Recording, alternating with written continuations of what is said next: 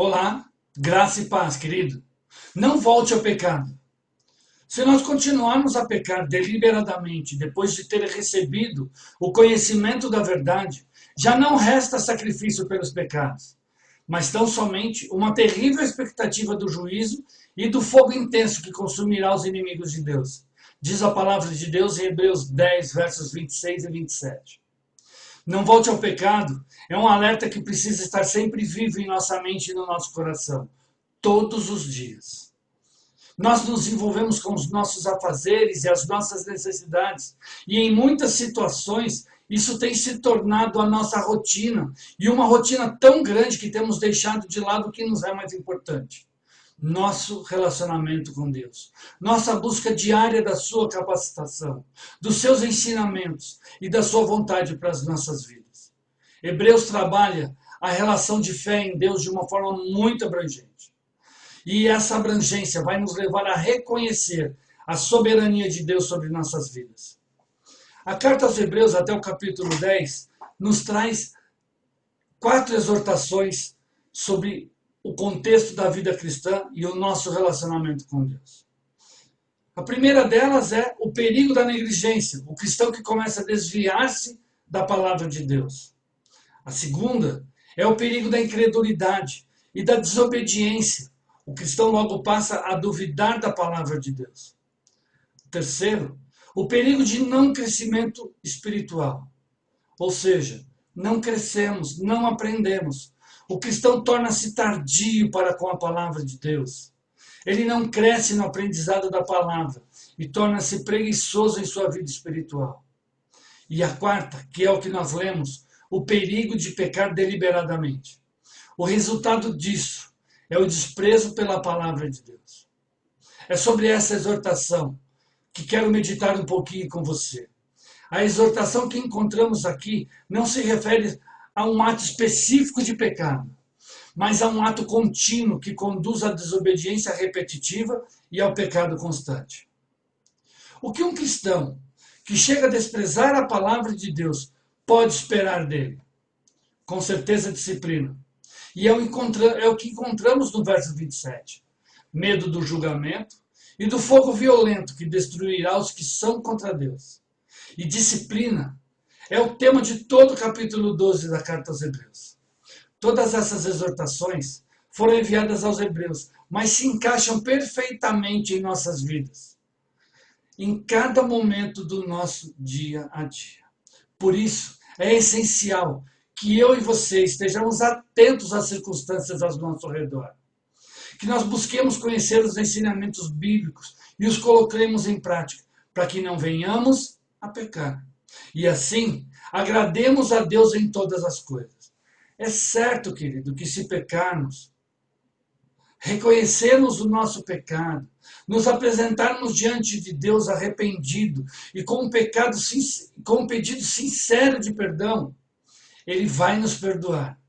Mas não podemos nos esquecer que todo pecado tem consequência. Um dos maiores exemplos na Bíblia é o caso do rei Davi. Homem temente a Deus, conhecedor da palavra e servo fiel. Cometeu adultério com Betseba. E aí começa todo o problema sobre a vida dele. Em virtude desse adultério, ele manda matar Urias, marido de Betseba, para tentar encobrir o seu pecado.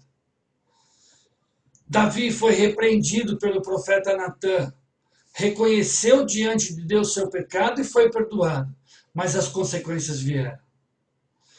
Betseba, que estava grávida, deu à luz a criança e a criança morreu. A filha de Davi, Tamar, foi violentada por seu irmão Amon. O filho Absalão matou o irmão Amon pelo que havia feito a Tamar, sua irmã. Absalão cobiçou o trono de seu pai e tentou matá-lo. Absalão foi morto. Deus perdoou Davi por seus pecados, mas durante muitos anos, o rei de Israel sofreu as tristes consequências do pecado cometido.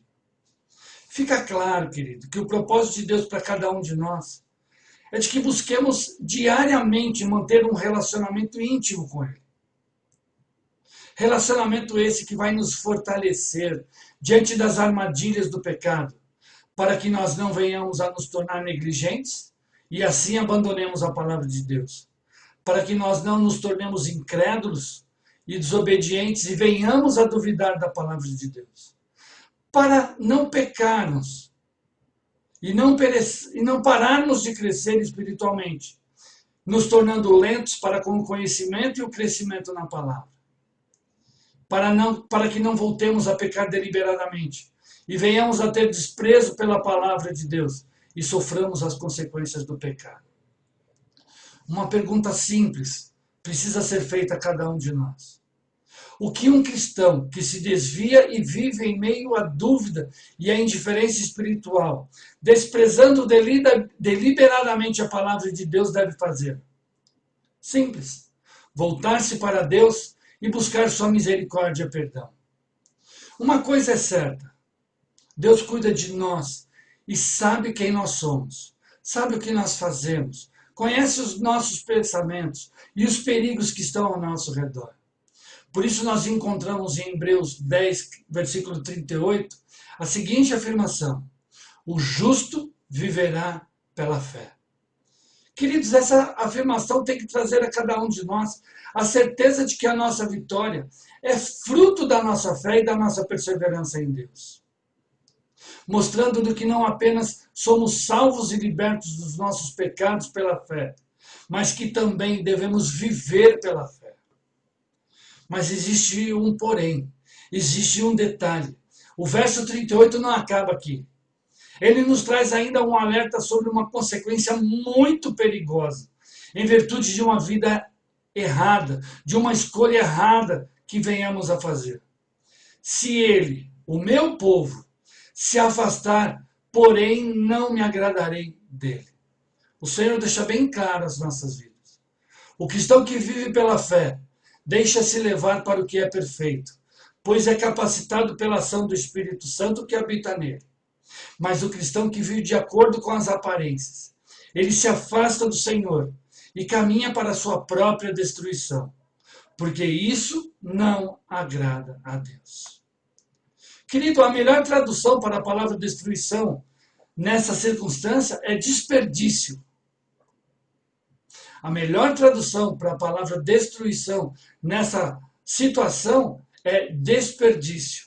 O cristão que não vive pela fé volta aos antigos caminhos do pecado e desperdiça sua vida, afastando-se das promessas e das bênçãos de Deus para ele. Andar pela fé significa obedecer à palavra de Deus e viver de forma que seja sempre o centro de tudo. Cristo é o centro